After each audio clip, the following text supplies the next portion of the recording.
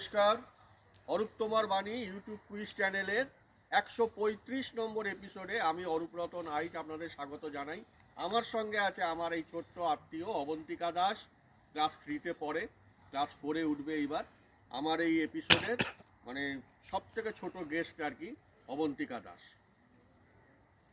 আমাদের 134 নম্বর যে এপিসোডটা হয়েছিল সেখানে প্রশ্নটা যেটা ছিল, প্রাচ্য পাশ্চাত্য বইটা কার লেখা। প্রাচ্য পাশ্চাত্য বইটা স্বামী বিবেকানন্দের লেখা, এবং যারা প্রথম 3জন সঠিক উত্তরদাতা ভিডিও আপলোড করার সঙ্গে সঙ্গেই দেখি অডিয়েন্স কোশ্চেনের উত্তরগুলো আসা শুরু হয়ে যায়।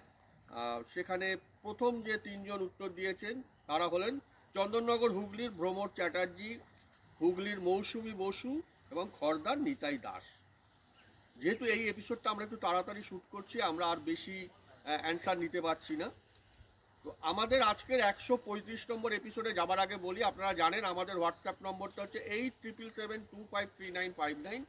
এই নম্বরে আপনারা কনস্ট্রাকটিভ কমেন্ট করবেন, অডিয়েন্স কুইজের উত্তর পাঠাবেন, এবং আমাদের যে পাশাপাশি বসে যে কুইজ সেশনটা হয়, দুজন প্রতিযোগীর লাইভ সেশন হয়, সেই সেশনে অংশগ্রহণের জন্য আপনারা আপনাদের ছোট্ট বায়োডাটা পাঠাবেন।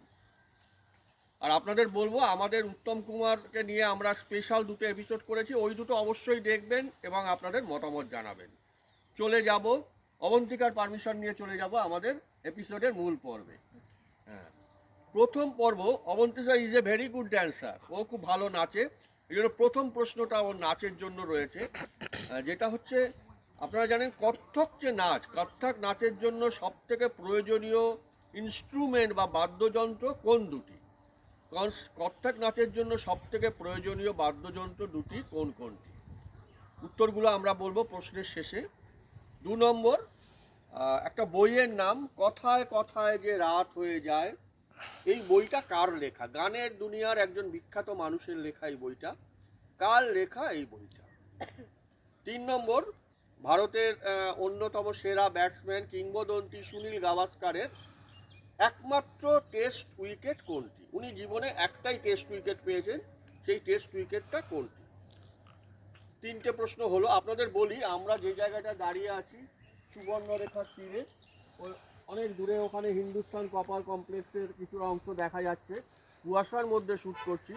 আমি ক্যামেরাম্যানকে বলবো একটু এই পোর্শনটা একটু দেখাতে। সুবর্ণরেখার এখন তো বর্ষার সময় নয়, বর্ষার সময় হলে এই সুবর্ণরেখায় একটা অন্যরকম চেহারা নেয়, বললো একটা হাতি পাথর। হ্যাঁ, ওখানটা একটা হাতি পাথর দেখতে পাবেন।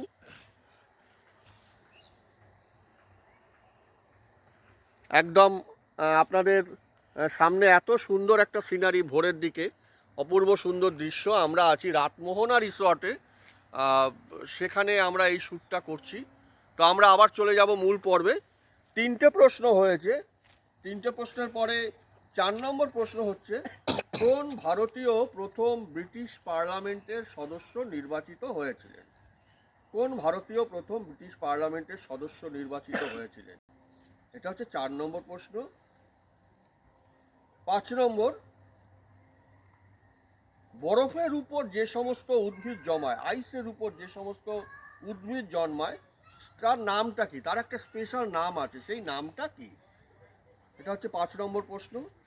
6 নম্বর প্রশ্ন, প্রত্যেকের বাড়িতে আমাদের ফ্রিজ থাকে, যেটাকে আমরা রেফ্রিজারেটর, যেটাকে সংক্ষেপে ফ্রিজ বলি, বুঝছে? হ্যাঁ, আচ্ছা, আগের প্রশ্নটা আরেকবার বলি। 4 নম্বর প্রশ্নটা, আমাদের কিছু ক্যামেরায় সমস্যা হচ্ছিল। কোন ভারতীয় প্রথম ব্রিটিশ পার্লামেন্টের সদস্য নির্বাচিত হয়েছিলেন? 4 নম্বর। 5 নম্বর হচ্ছে, বরফের উপর যে সমস্ত উদ্ভিদ জন্মায় তাদের নামটা কি? আর 6 নম্বর প্রশ্ন, বাড়ির রেফ্রিজারেটরে কোন গ্যাস থাকে? 7 নম্বর, শেক্সপিয়ারকে নিয়ে একটা question, to be or not to be, that is the question. শেক্সপিয়ারের কোন নাটকে এই লাইনগুলো আছে, to be or not to be? আর আমাদের এপিসোডের সব শেষ প্রশ্ন, সিটি স্ক্যান যেটা করা হয় মানবদেহে, সিটি স্ক্যান এর পুরো কথাটা কি? সিটি স্ক্যানের পুরো কথাটা কি? এবার চলে যাব আমরা পরপর উত্তরে। এই যে আমাদের অবন্তিকা খুব ভালো নাচে, কত্থক নাচের জন্য সবথেকে প্রয়োজনীয় বাদ্যযন্ত্র দুটো হলো তবলা আর সারেঙ্গি। তবলা আর সারেঙ্গি 2 নম্বর কথায় কথায় রাত হয়ে যায়, এটা হচ্ছে গীতিকার পুলক বন্দ্যোপাধ্যায়ের লেখা বই। 3 নম্বর সুনীল গাভাস্করের একমাত্র টেস্ট উইকেট হচ্ছে পাকিস্তানের জাহির আব্বাস। 4 নম্বর দাদাভাই নওরোজি প্রথম ব্রিটিশ পার্লামেন্টের সদস্য নির্বাচিত হয়েছিলেন।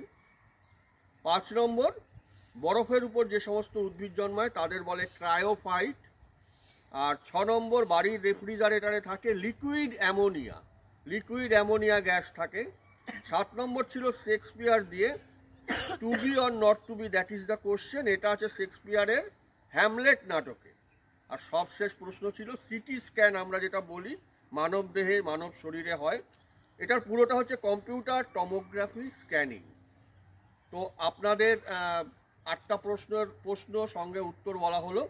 আর আমাদের আজকের অডিয়েন্স কোশ্চেন হচ্ছে 1872 সালে প্রকাশিত বঙ্গদর্শন পত্রিকাটার, এই পত্রিকাটার যথেষ্ট নাম ছিল, এই পত্রিকাটার সব প্রতিষ্ঠাতা সম্পাদককে, মানে যখন পত্রিকাটা প্রথম প্রকাশ হলো তখন সম্পাদক কে ছিলেন।